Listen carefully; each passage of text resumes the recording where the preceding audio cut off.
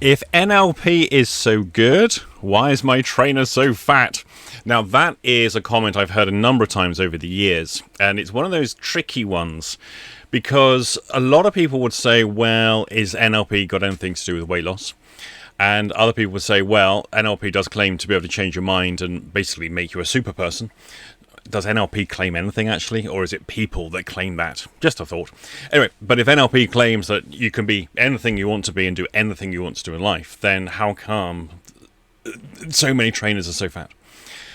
And when I've encountered this, when I've been assisting on courses or just generally around NLP groups, that kind of stuff, a discussion point comes up and it kind of gets a bit uncomfortable because people don't know the correct NLP way to reply. Because should we actually be judging people for their size? No, but then maybe we should if people are being role models and actually there is no such thing as healthy obesity, no matter how much the fat right movement wants us to believe that we can be healthy at any size. I don't think so. Really, I don't think so. Science doesn't really support that, nor does any of the evidence to anybody's senses who cares to look.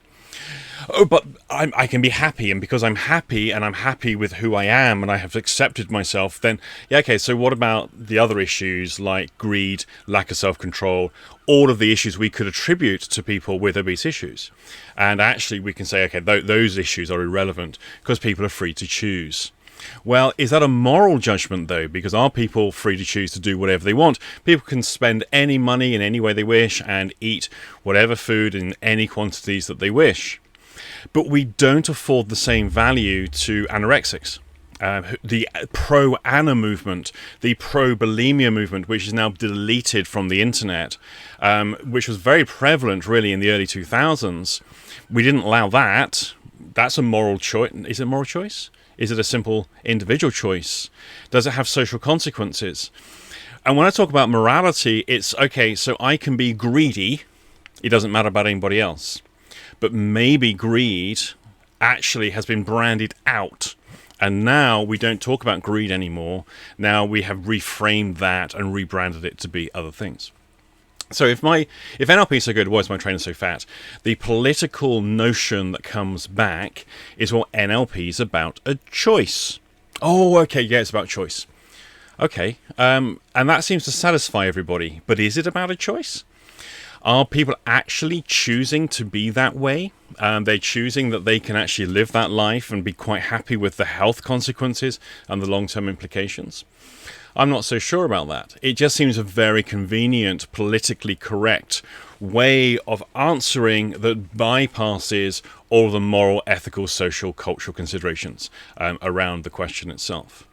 Now, to be fair to all of the fat trainers that I'm aware of, I've never known any of them claim that NLP will help you lose weight. I've never seen any of them run weight loss courses or advertise weight loss services or even make in any way that particular claim. So it's unreasonable, really, to go, well, because I believe NLP is so great, or it's claimed to be, you shouldn't be fat. That's an imposition of something that may not actually even exist. It's the classic straw man argument. Create a fallacy and project it into the argument that the other person is presenting, even though they never presented it in the first place.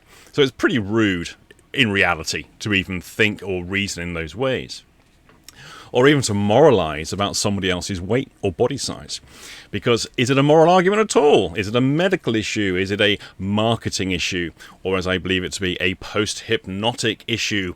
The food advertising agencies have demonstrated how much money they're willing to invest to make the population eat more so their executives can live whatever life they wish off the profits. And I think the fat acceptance movement is actually the greatest marketing ploy of this century, or last century, both centuries.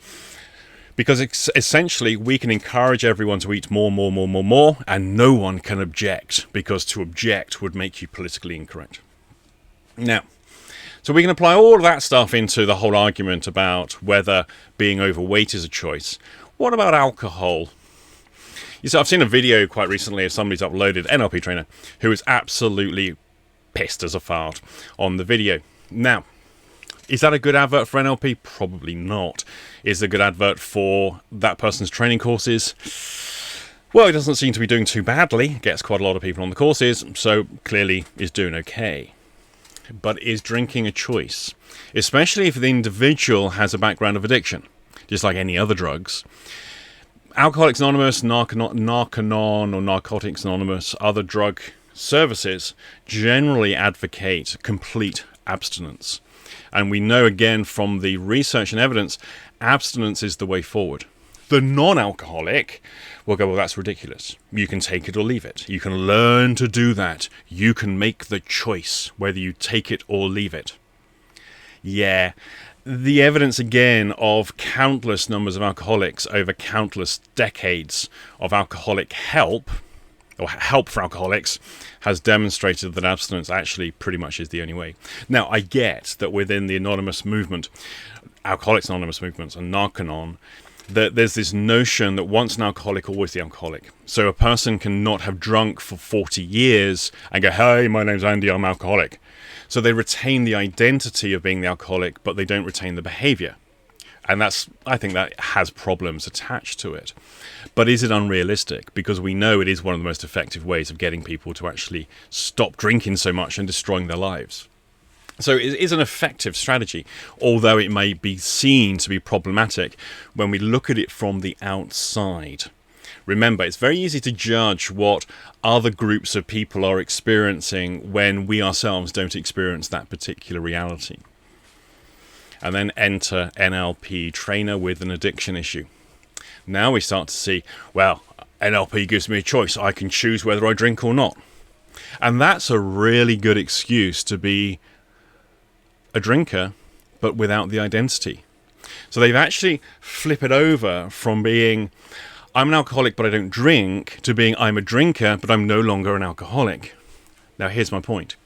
This notion that it gives you choice actually is just a way of casting off the identity label, but retaining the behavior.